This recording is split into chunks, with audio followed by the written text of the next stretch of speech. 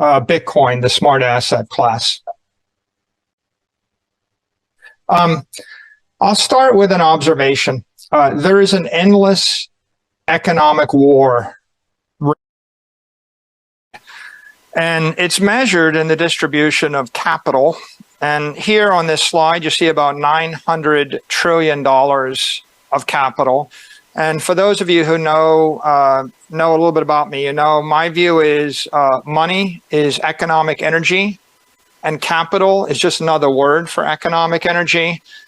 And this represents nearly $900 trillion of economic energy around the world. And over time, governments are always vying to take it from other governments. They're vying to take it from corporations. And so there's a never-ending competition between governments, countries, corporations, institutions, families, and individuals over money and over economics. And what you see is $900 trillion divided by various asset classes. And Bitcoin, as of this summer, was about a $500 billion asset class. I'm drawing upon the graphics of Croesus, a great Bitcoin analyst, and you can find him on Twitter at that handle. Now, the most important thing to understand is that companies are attempting to increase their wealth by creating products and services. Governments are increasing their wealth either by fighting wars, passing laws, or by printing currency. So we could start with an observation in this entire last 100 years. The world reserve currency, the US dollar, is collapsing versus assets such as the S&P index. The S&P is 500 of the most valuable companies in the United States, or maybe the world. It's collapsing against real estate, against gold, against art. And it's hard to see this over the course of a year or 2 or 3 years. But if you look over the course of a century, I find it to be very clarifying. And on average, what you find is the United States dollar is losing 7% of its value each year for the last 100 years. Now, if you look at government statistics in the United States, they will tell you that the inflation rate is about 2%, and they'll show you a graph like this, which shows that the dollar has lost, something like 94% or 95% of its purchasing power over this 100 years. But that's based upon the consumer inflation rate. Consumer inflation is the lowest inflation rate. It's a market basket of goods that are easy to manufacture with a machine, or they're easy to print, or they're they're not labor intensive, they're information intensive, like watching YouTube videos or boxed starch or things manufactured. This is the lowest inflation rate. In fact, the producer price index is a higher inflation rate, and the asset inflation rate is higher. So it's a mistake to think that $26 in 1910 or 1920 is worth $1 in 2020. In fact, if you look at the US dollar versus other assets, you can see it's losing value at a much more rapid rate. So the consumer goods rate is 93%, minus 93%. That's this chart.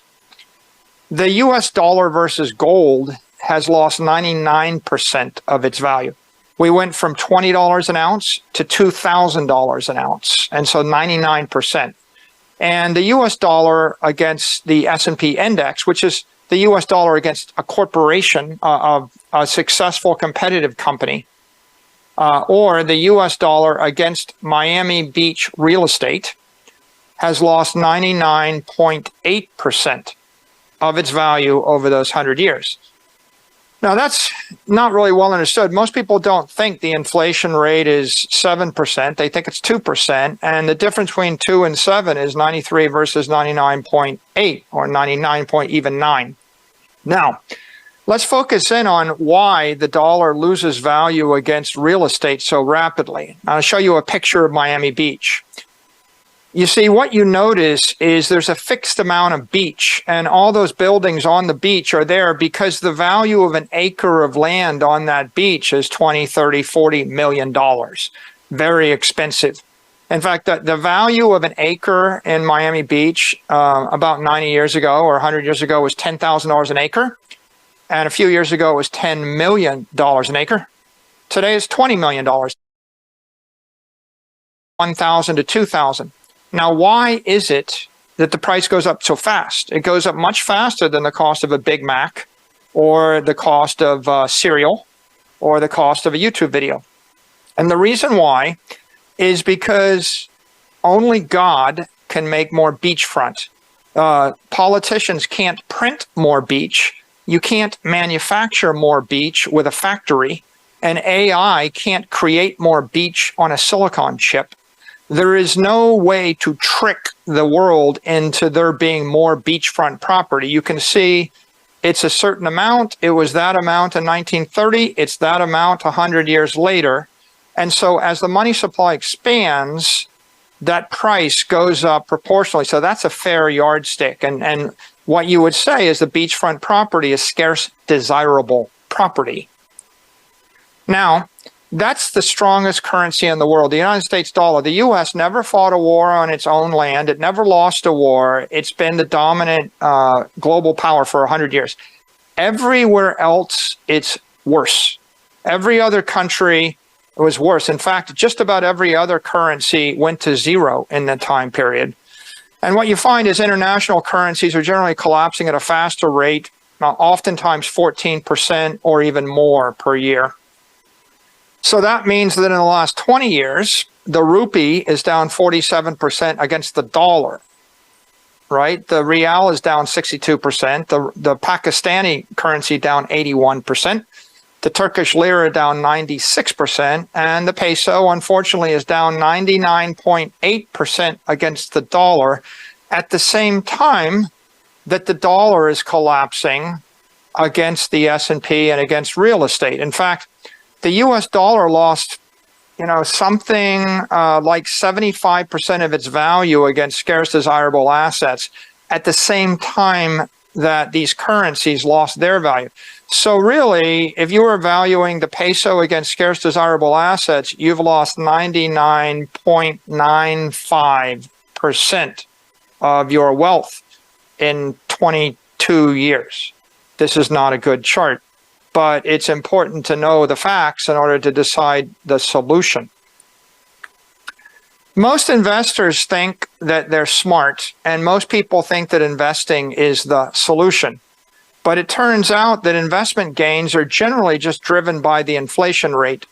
So if you look at this chart, the green line is the money supply in the US dollars, and the red line is the S&P index, the stock index. And as you can see, you could, if you didn't know about the money supply, or if you thought the inflation rate was only 2%, you would think that your stocks are outperforming inflation and your companies are brilliant and they're succeeding and your investment strategy is brilliant and you're making lots of money. But what you can see here is that a portfolio of companies is really just tracking the money supply. The companies are doing things. They may be growing 2% a year, but the same 2% a year of improvement in productivity is being offset by 2% chaos and destruction and risk and liability that people don't pay attention to. And so when you net it all out, a portfolio of companies is really just tracking the inflation rate and the money supply.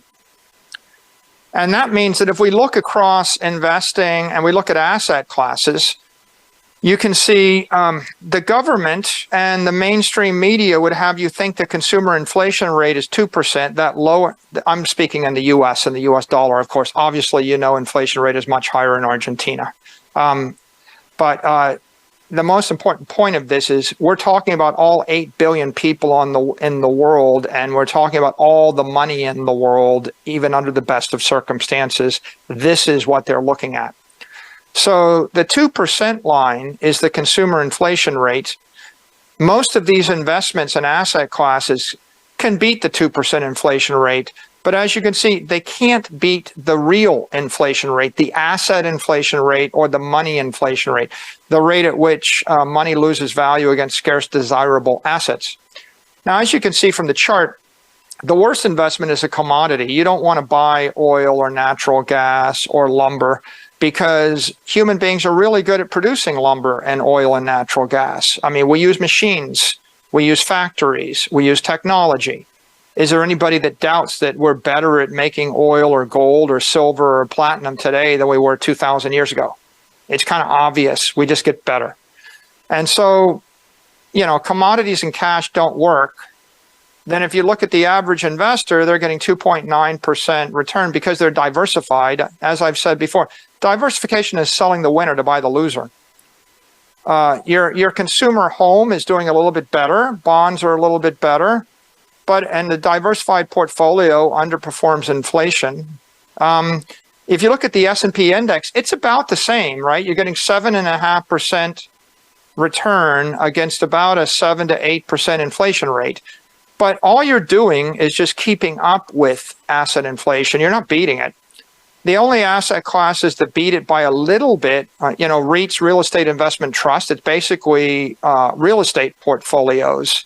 And maybe you might beat it by a percentage, but there really aren't any winners here. What this tells you is that if you own the most desirable property in the middle of London or Paris or New York City, you might be able to slightly beat monetary inflation, and most investment ideas don't work. And so if you want to preserve your wealth, an investor has to convert their currency into assets. And, currency, CNY, euros, dollars, ARS, bolivars, real, etc. You have to convert them into assets that are scarce, desirable, portable, durable, and maintainable. Those are the 5 criteria that matter. And you have to evaluate every asset against that. So what is Bitcoin?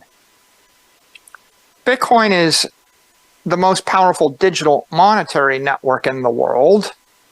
But it is simultaneously 4 things. Bitcoin is an asset, it is a network, it is a protocol, and it is an ideology. And many people misunderstand it. They think, oh, it's just a cryptocurrency. But I think when you start thinking about asset, network, protocol, and ideology, your eyes open. Many people say, well, Bitcoin's not backed by anything. What's it backed for? It has no intrinsic value. And they grossly misunderstand the network. Bitcoin is secured by 4 types of power: computing power, electrical power, economic power, and political power. And if you don't understand these 4 types of power, then someone's going to trick you out of your Bitcoin, or you're going to make mistakes. So for example, the computing power is 460 exahash. That's all of these millions of Bitcoin miners, custom silicon, and they are channeling 16.5 gigawatts of electrical power into 460 exahash. Now, 16.5 gigawatts is 20 basis points of the power in the world, so it's a small fraction. But 460 exahash is what makes Bitcoin truly secure, because that's all the computer power in the world. If you wanted to redirect all the computers at Google and Amazon and Microsoft and all of the iPhones to do hashing of Bitcoin, they're probably not going to generate 460 exahash. So it's the custom silicon which converts electrical power into computer power, and they're both important. Arguably, it's a lot easier to come up with 16 gigawatts than 460 exahash, because all the hash power is owned by the Bitcoin companies that are securing the network. Now, to put this in perspective, 16.5 gigawatts is more power than the energy used to propel the entire United States Navy. All of the aircraft carriers, all the destroyers, all the ballistic subs, the entire Navy runs on a bit less than 16.5 gigawatts. So that's a lot of power. 460 exahash is all the computer power anybody else can muster. But that's not the only thing. Bitcoin's secured by economic power. And if you look at the 4-year simple moving average of Bitcoin, and then you look at the supply, you conclude about $560 billion have been invested in, the M is wrong, it's $560 billion have been invested in this network. And so that money secures the network. And you got to expect that the people that invested the $560 billion are going to protect it using all of their resources and influence. And then finally, you've got about 220 million holders. 220 million people have some ownership of Bitcoin. And those 220 million people, they're also going to use their political influence to protect the network. And so when you're investing in Bitcoin, you're protected by 4 types of power. Now, how does this compare to everything else you can buy on that chart? Well, you could think of Bitcoin as the apex commodity. The top competitor would be gold, worth $10 trillion. And if Bitcoin's digital gold, it's better than gold. And it's better than gold because it's got an absolute supply cap. The production is rapidly approaching zero. You know, after 2035, there effectively isn't any material new production of Bitcoin for the next 100 years. And that means we're totally capped. And so people compare Bitcoin to gold, but Bitcoin is gold without the liabilities and the risks of gold. It's kind of pharmaceutical grade gold. Gold is going to have systemic inflation. Miners are going to make more gold. It's hard to audit. It's very difficult to transfer. It's expensive to custody. It's very expensive to authenticate. Those are all the liabilities of gold. We know about that. The reason we know it doesn't work is because gold has not been appreciating in value for quite a while now. Now, Bitcoin solves that problem, but it enhances gold with digital audit, you know, digital transfer, digital custody, decentralized robustness, integrity. It's got a global utility and appeal, and the technology industry is enhancing the value of Bitcoin. One day you will see every smartphone in the world will have support for Bitcoin built into it. And even right now, you can download dozens of apps that handle Bitcoin. And so you can't download any app that moves gold around. And that's why Bitcoin is the apex commodity. It's just better than gold.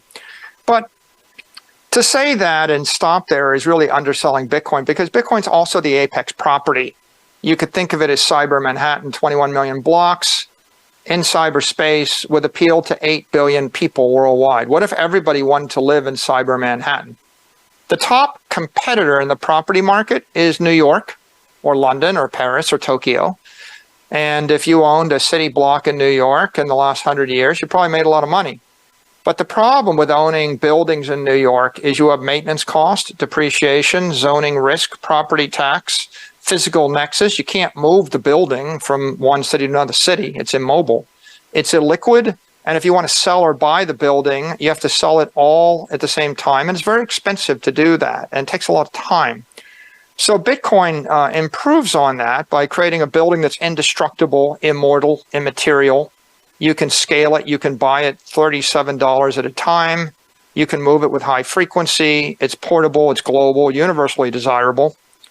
And, you know, it's like owning a building, but if you're going to own a building in Buenos Aires, why wouldn't you have a building that you could teleport to London, Paris, or Japan when you needed to and sell it? It's just much better idea. So Bitcoin is better property than any kind of physical property. But Bitcoin's also the apex technology, right? It's a bank in cyberspace run by incorruptible software. It's open to everyone on Earth. So you could think of it as digital finance. And the top competitor in technology is Apple. Apple's the most valuable company in the world, but right behind it is Google and Microsoft and Amazon. And big tech is an obvious good idea. But what if I could actually have a digital monopoly that's global, that everybody wants, but without the management team, without the employees? You know, right now people want to unionize Amazon. They're talking about unionizing Tesla. Well, you can't unionize a company that has no employees, that is no company. The management's never going to screw up if there is no management. You know, you've got corporate taxes and tariffs and product cycles.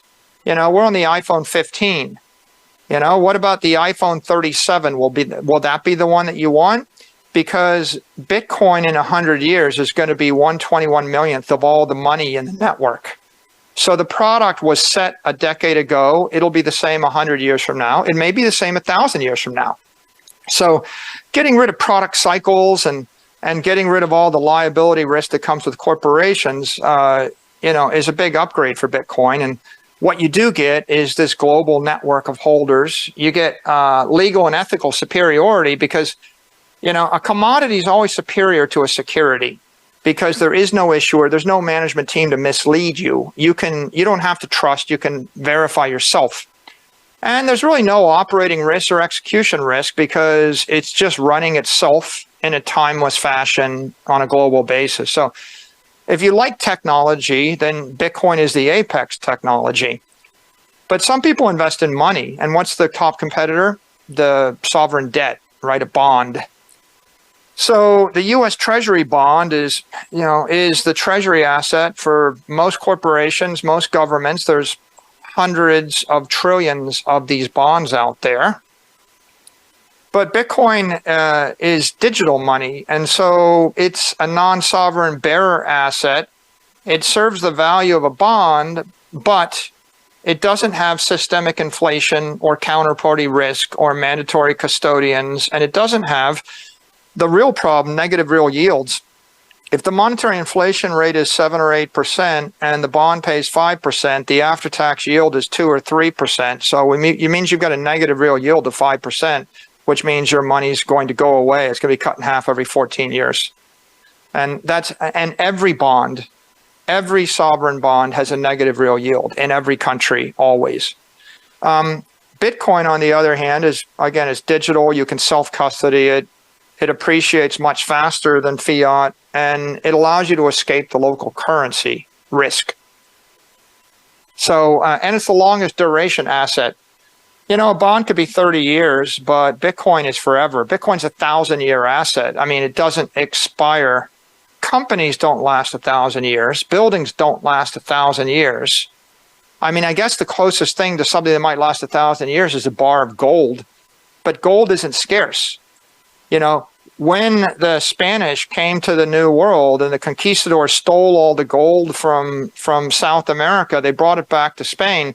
They created massive hyperinflation and tripled the supply of everything and crashed their own economy in Spain and the rest of Europe. So there's always been inflation, even in gold on the gold standard, because it's not scarce. And now a lot of talk about the ETFs coming. Bitcoin's going to be the apex ETF. You could think of it as a global monetary network. It's the first ETF that's based on a synthetic asset with an absolute fixed supply that also has global appeal.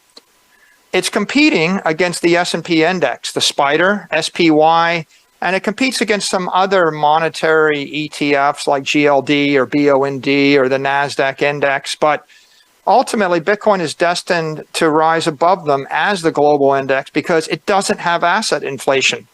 All these other indexes have asset inflation. If you buy billions of dollars of the S&P index, it cranks up the stock price of all the companies in the index. They issue more equity. They basically dilute their own stock, right? And so you're always going to create more of these things.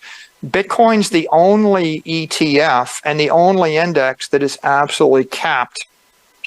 And if you combine that with the global brand appeal, the lowest investment risk, the best growth drivers, the best tax treatment, right? The longest holding duration, what you've got is the winner. Austrian economists would think of this as the world's first engineered sound money.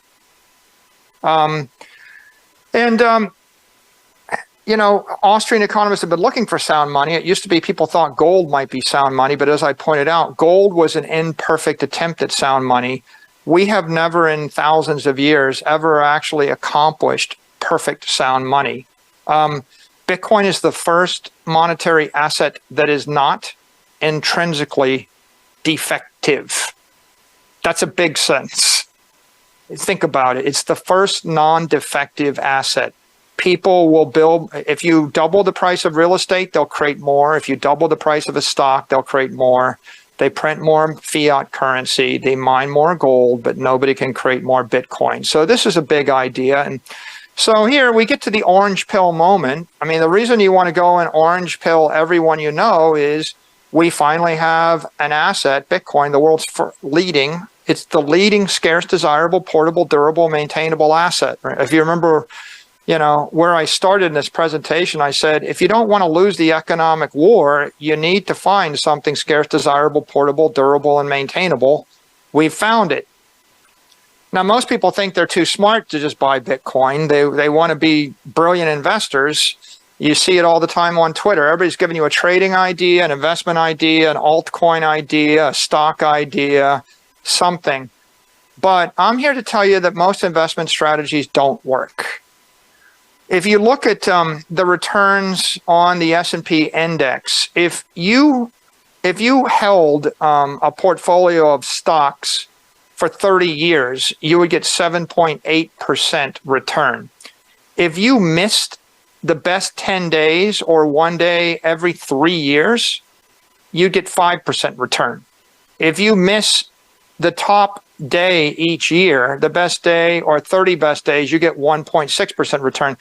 And actually, there's only 50 days, or basically 2 days out of the 30 years. And if you missed the right ones, then you got no return. You lost all your money. So you have to guess which 2 days each year are going to perform, or which day each year is going to perform in order to actually outtrade the market. And nobody's that smart. In essence, 99% of the time, nothing's happening. And if you sell, then you'll probably make a mistake, because on the one day when something happens, that's when all the gains take place. Now, you also can't pick stocks. This chart is the return of the Magnificent Seven, or 7 stocks versus every other stock in the S&P 500 index. And what you can see is the index might be up 11%. 7 stocks are up 53%. Everybody else is zero. There is no return.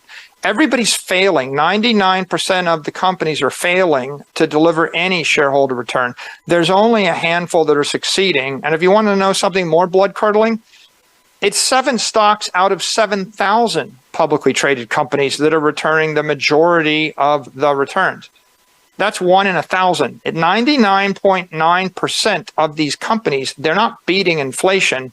You know, you might think that somehow you're doing a lot of brilliant things, and they're working very hard, but they're working very hard rolling a rock up a hill, and the hill is monetary inflation. And this is the big idea in corporate finance. If you're a stock investor or an equity investor, most companies cannot grow their cash flows faster than the monetary inflation rate of 7 or 8%.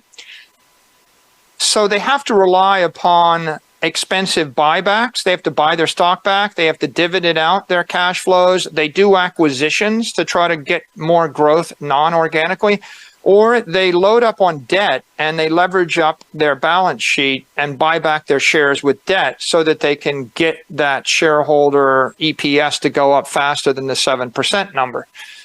And of course, that's the standard finance playbook. But they end up buying lots of companies and overpay. They end up decapitalizing and giving away all of their cash flows. They amplify their risk. They create chaos and confusion. It makes them fragile, makes them hard to manage, prone to failure, prone to bankruptcy, and very vulnerable to takeovers by hostile competitors. So the reason all these companies fail is because instead of keeping their capital and holding it in their endowment on their balance sheet against a rainy day, they decapitalize, give all the money back to the shareholders, and they have one bad year. Then they're in trouble, their stock crashes, their employees quit, and the vultures circle, and they get taken over.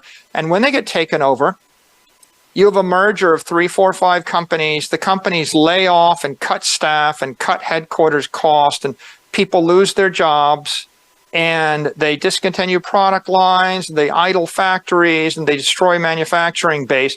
This creates economic malaise. And the reason why is because the companies are decapitalizing per standard corporate finance, because they're only allowed to hold bonds, and the bonds don't keep up with the cost of capital.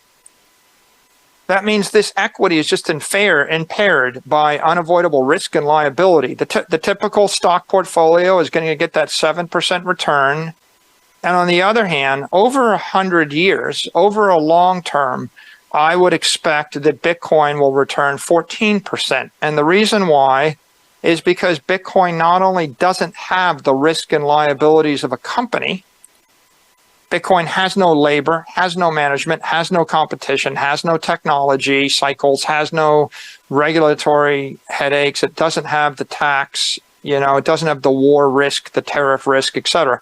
It doesn't struggle with all the problems companies struggle with because it's not in the real world and it doesn't have physical nexus or political nexus.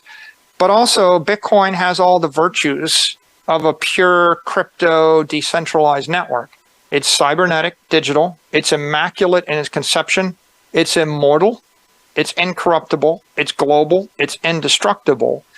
And so you can imagine as a technology idea or an investment idea, you're just always going to have an advantage over mortals doing things in the real world.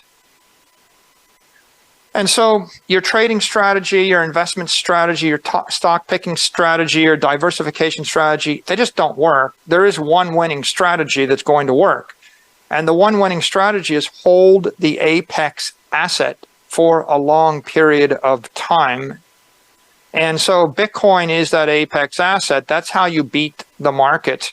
The S&P index will look like it's benefiting, but at the end of the day, it'll just keep up. Gold will actually underperform because it's commodity and they're producing more of it. And then any kind of cash or cash derivatives or bonds, they're going to destroy value. Now, let's look at some real numbers. This is Bitcoin performance versus other assets since August of 2020. Why do I pick that date? Because on that date, MicroStrategy bought $250 million worth of Bitcoin and announced it to the world.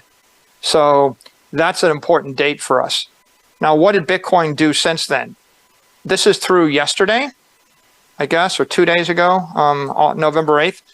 Bitcoin's up 199% while the world's in chaos and there's a lot of inflation. The S&P index is up 30%.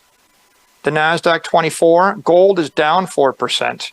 Gold's not working. So the money that's getting printed doesn't flow into gold. Gold isn't money.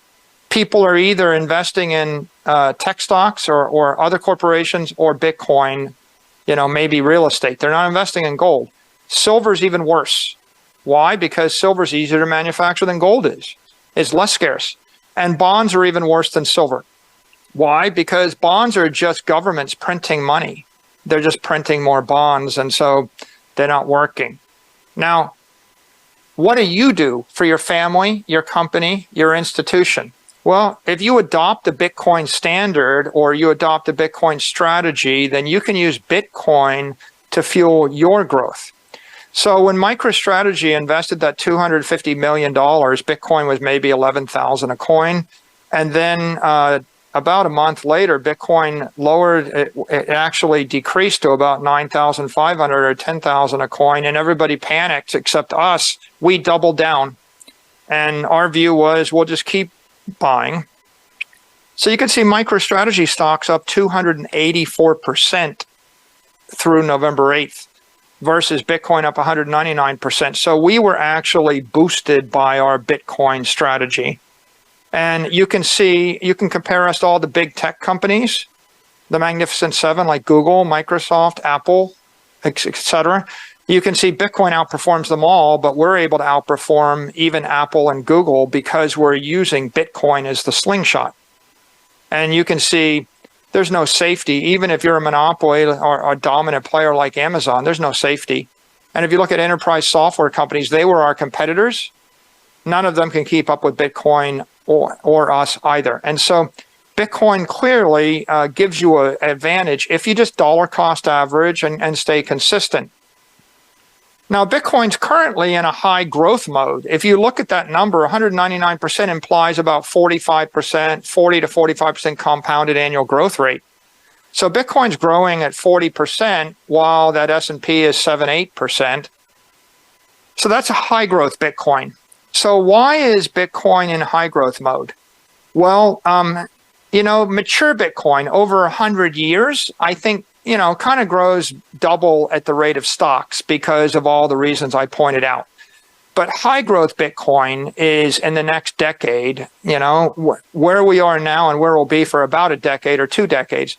And it's growing faster than that mature rate. And it's growing faster because of monetary inflation, global unrest. Adoption is being driven by these massive inflation and global unrest. And so as people reallocate their capital from real estate and stocks and other assets and currencies, it's going to drive Bitcoin at faster than that long-term rate. And so you're getting an avalanche of retail adoption. You'll get more with a spot ETF. You'll get more institutional adoption with clarification of the ETF and accounting rules, et cetera. And things like FASB, fair value accounting, allow for corporate adoption. So right now, MicroStrategy is really the most famous company to adopt Bitcoin as a treasury asset. But imagine what happens when Apple Computer is buying $1 billion of Bitcoin a month. Or what happens if Microsoft, Berkshire Hathaway has $160 billion of cash. Apple has $150 billion of cash. These things are liabilities.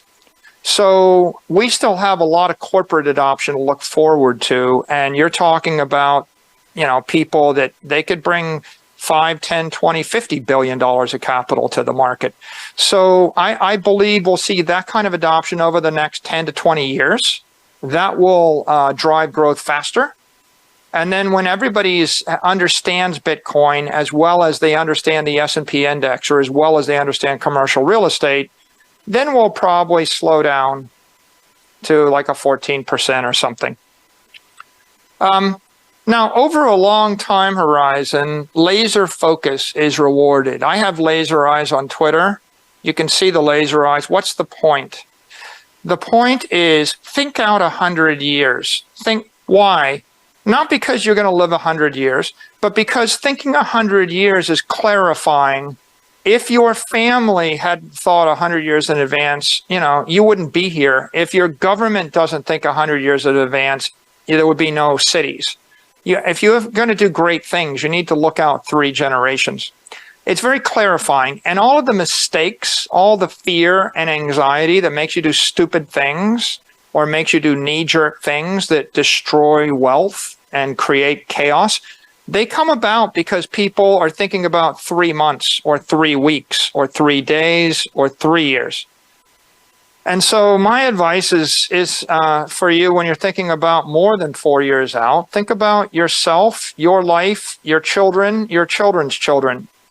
Now, if your family or your company had $1 million, a lot of money, I grant you, but if you had $1 million, if you invested it, in cash at a 7.5%, or 7% degradation, you're going to end up with $900 worth of value left after 100 years. Your money's going away. You're going to destroy all your wealth. If you invest $1 million in bonds at a 5% yield or a 5% pre-tax or a 3.5% after-tax yield and hold it for 100 years, you will lose 96% or 97% of your wealth. You'll go from $1 million to 31,000. Bonds will destroy your wealth. If you invest in the S&P index, you're just going to have the same amount of money after 100 years that you started with. You're not going to make any more. If you were to split that portfolio between the S&P index and Bitcoin, and this is assuming 7% for the S&P and 14% for Bitcoin, and assuming 7% monetary inflation that I talked about, you're going to convert $1 million into $512 million. It's extraordinary. And of course, if you simply invest the entire amount in Bitcoin, you're going to go from $1 million to $1 billion. It's 1,000x. You're going to double your money 10 times. And so you can see the difference between a mediocre strategy, a conventional strategy, and a winning strategy. So let me say it this way. $1 million invested for 100 years leaves your family with a real net worth. If you invested in the peso and ARS for 100 years, you will have 28 cents. 28 cents. If you invested in the US dollar, you'll have $700. You'll have $1 million in the S&P index of companies, and you'll have $1 billion if you invested in Bitcoin. And so that's the big idea.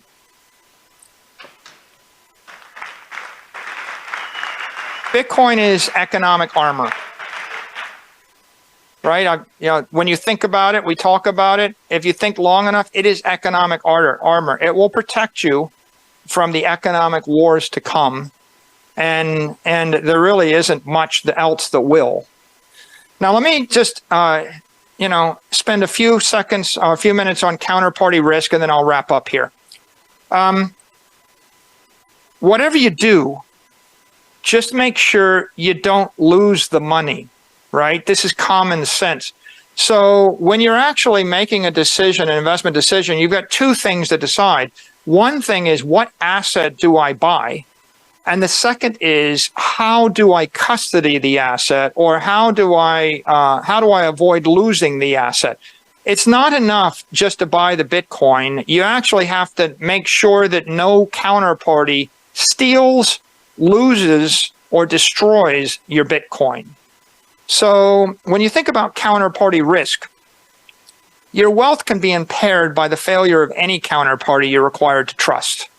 And so there are three broad categories of counterparties everybody has to deal with. People, you're a counterparty, your family, your friends, trustees, people you trust, your lawyers, your accountants, your money managers, your employees, executives at a company you work at. They're all people, right? And you have to trust them.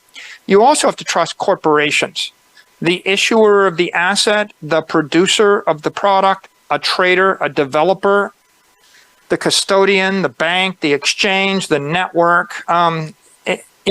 If you own a stable coin, you're trusting the issuer of the stable coin, you're trusting the network the stable coin trades on, you're trusting the crypto exchange that holds the stable coin, and then you're buying a stable coin that represents probably the dollar, which is going to lose 99.9% of your money over 100 years. So it's a bad asset, in my opinion, over the long term.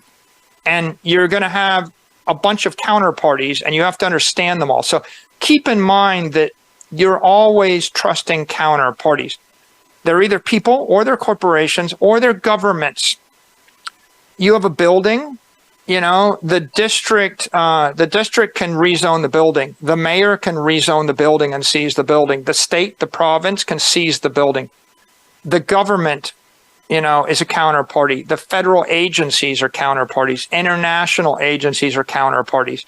So when you're thinking about whatever you're owning, whether it's a building or a piece of art or a bar of gold or a stock or Bitcoin or a stable coin or a crypto asset of some sort, whatever it is you own, you only are going to get the return if none of these counterparties fail you.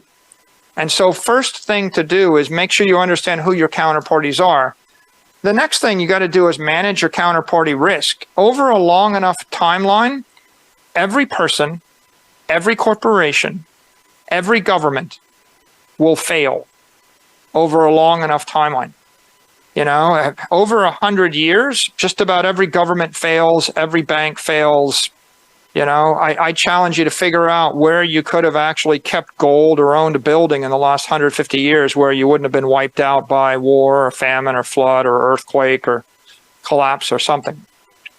So buying Bitcoin doesn't solve this problem, but what it does mean is that every 3 months or every year, you can reevaluate all your risk and you can move the Bitcoin into a different counterparty setting. Because it's not a building, it's not a bar of gold. You can move the Bitcoin in an hour. So you should have a periodic health check. First question, do you trust yourself? I'm not joking. Do you trust yourself? When you're 75 years old and your hands are shaky and your eyes fail and maybe you've got early onset Alzheimer's, you really want to trust yourself with your private keys? Do you trust yourself? Do you try, every time you get in an Uber or a taxi cab and someone's driving you, you're trusting them with your life. If they drive you into a bridge and they kill you and you've got the keys in your head, what happens to your family?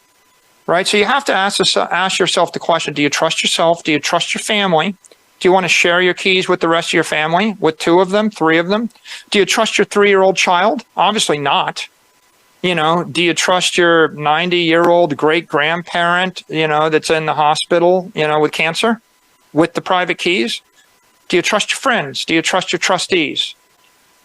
You got to ask these questions. Who do you trust? Do you trust your bank, your vendor, your hardware wallet provider, the crypto exchange, the stock exchange? Do you trust your customers? Do you trust your employees? Do you trust your local government, your state government, the federal government? Who do you trust? It's going to change. If you trust somebody now, like I tell you, like maybe I trust myself right now, but I might not trust myself in 30 years, right? I certainly wouldn't trust a 1-year-old child in my family with the keys to the car or the keys to the Bitcoin. So you got to think about it, and this changes. Maybe when your son or daughter is 25, you're going to trust them with the keys. Maybe you won't trust them when they're 18. You have to have systemic checks and balances. Who else is watching over your assets? Do you trust the watchdogs? It's valuable if you know that there's a lot of very well-educated people that are very motivated to make sure that no one loses the asset. Or, you know, there are certain countries where you might want to trust your assets. You know, probably my stocks are more trustworthy in New York City than if my stocks were trading in a war zone in Asia or in a country in Africa that was just toppled with a coup. So use common sense, right? Ask yourself the question, are you alone, or do you have powerful allies that share your interests? How transparent are your counterparties?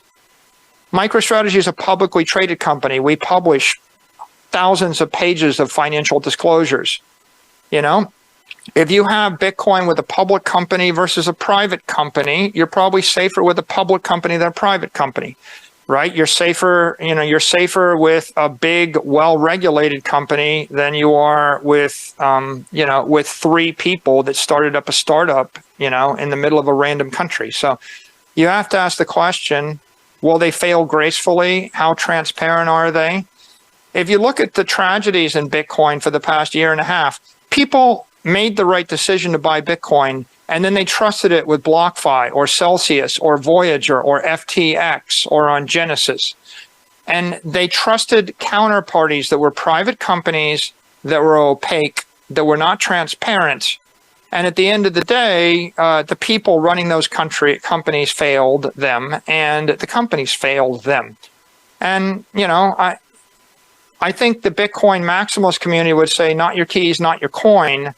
But it doesn't answer all the nuanced questions, which is, you know, well, if I keep my keys, do I use a hardware wallet? A hardware wallet from whom? Do I use multi-signature? Who has the other key? Who has the other signature? Where do I store it? If I store it in a bank or in a bank vault, can I get to it? You know, do I tell somebody else in my family or not? You know, do I give it to my accountant? Do I not? There's a lot of questions, and you can get failed by any number of counterparties. So that's not that simple. You should have a backup plan and make sure you know what your backup plan is, because at some point you'll decide the counterparties you trust aren't reliable. And they're all vulnerable to chaos. Now, Bitcoin is the one thing that benefits from chaos. When people lose confidence in everything else, they're going to go to Bitcoin. And even in the most extreme, if people lose their Bitcoin keys, it's going to drive up the value of the rest of the Bitcoin. So Bitcoin is fueled by chaos, and it's a very valuable thing. So I'll end with the point on the future, which is the near-term catalysts are going to be fair value accounting, the Bitcoin spot ETFs, and the halving. They're all coming. The world is going to reevaluate all these assets, and what you're going to see is they're going to demonetize the other assets and shift them into the Bitcoin asset class. And as they do it, when Bitcoin replaces gold, it should 30x from where it was. And when they replace all of the other assets, there's no reason why it can't 500x. This is just a matter of education. So in summary, no country can stop inflation. The companies can't outgrow inflation. Workers can't outwork inflation. Few are going to beat the market by skill or luck, but everybody can buy Bitcoin. And so with that, I want to thank you for your time and just say, stay humble and stack sats.